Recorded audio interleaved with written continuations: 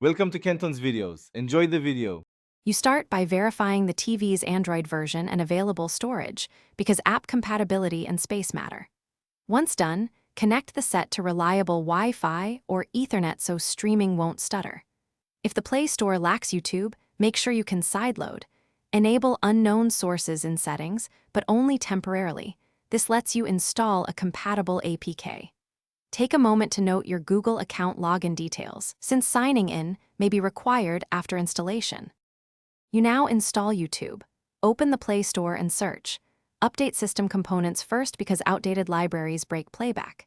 If Play Store fails, obtain a trusted YouTube APK that matches your TV's CPU, ARM64 or x86, because wrong builds won't run.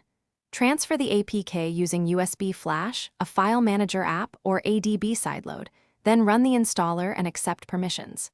After installation, sign in with your Google account, so subscriptions and cast controls sync automatically. You finish by tuning playback. Set resolution to match TV capabilities and reduce buffering. Clear YouTube cache and reboot the device to apply changes. If the app crashes, try using an external media player that supports YouTube links or cast from your phone with a Chromecast device. Make sure your firmware is current. If problems persist, reinstall the app or switch to an older compatible APK version.